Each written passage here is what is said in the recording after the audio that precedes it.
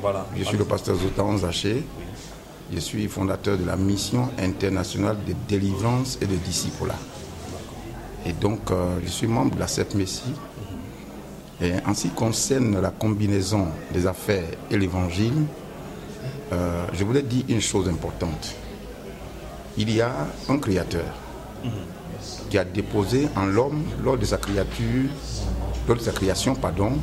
les capacités qui caractérisent son genre. Et donc la créativité, ou du moins la procréativité. Ces hommes qui vont venir sont ceux aussi en qui Dieu a déposé ces vertus-là. Et qui, par la grâce de Dieu, avec Jésus-Christ en appui, avec le Saint-Esprit en appui, ont pu être plus éclairés que nous. Et qui viennent communiquer à notre esprit ce qu'ils ont reçu de la part de Dieu. Pouvant permettre à nos vies de tous les jours d'être plus émergentes, plus glorieuses et plus certaines. Et donc, à ce niveau, je voudrais dire, en Josué chapitre 1, verset 8, il dit que ce livre, la loi ne se loin point de ta bouche. Médite jour et nuit pour agir fidèlement selon ce qui est écrit. Car c'est alors que tu auras du succès dans tes entreprises, c'est alors que tu réussiras. On parle des entreprises. Qui est le créateur de l'entreprise? C'est Dieu. Nous sommes la manifestation du don de la créativité.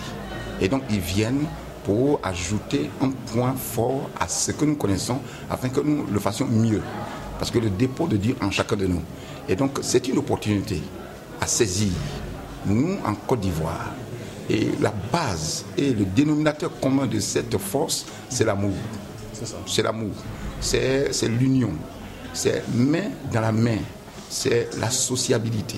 C'est en cela que nous allons pouvoir faire de grandes choses. Dès le moment, ces hommes vont venir et vont nous faire connaître ce que Dieu leur a donné. Et nous allons profiter pour saisir cela. Et je suis persuadé que pendant que nous sommes dans le début de l'année, cette année s'ouvre bien pour la Côte d'Ivoire. Je dis que cette année s'ouvre bien pour la Côte d'Ivoire parce que les bénédictions inédites vont maintenant se manifester dans la réalité concrète, touchable, manifeste, matérielle, financière. De sorte que nous ne puissions plus douter de la grandeur de Dieu. Quand nous prions, nous disons, l'Éternel, toi à qui appartient toutes choses. Mais comment se fait qu'en tant que des élus de Dieu, nous manquons une certaine chose? Et donc, c'est une opportunité à saisir. Et je voulais inviter tous les hommes d'affaires.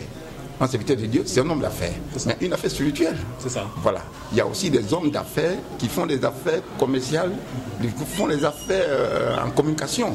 Chacun, pour sa part, a reçu quelque chose de précis à faire. Pour que, ensemble, nous le mettons ensemble et que nous fassions grandir l'Église, tant sur le plan financier que sur le plan spirituel. Donc le refuge est capable de bouleverser et de donner un ordre nouveau au corps de Christ, combiner les affaires. Effectivement, ces deux éléments ne sont pas dissociables. Vous ne pouvez pas être un homme physique, du physique, Dieu manifesté dans le physique, sans que vous manifestez ce qui est caché. Ok? Et donc, les affaires, Dieu en est l'auteur. Et vous êtes un homme d'affaires. Moi, je suis un homme d'affaires. Chacun de nous est un homme d'affaires. Et c'est par les affaires manifestées que nous explosons la grandeur de Dieu. Et nous exclamons la grandeur de Dieu. Nous extériorisons la puissance inédite de notre Seigneur que nous adorons. Donc ces deux éléments vont de pair. Okay. Voilà, ils vont de pair. Ok, Dieu vous bénisse. Amen.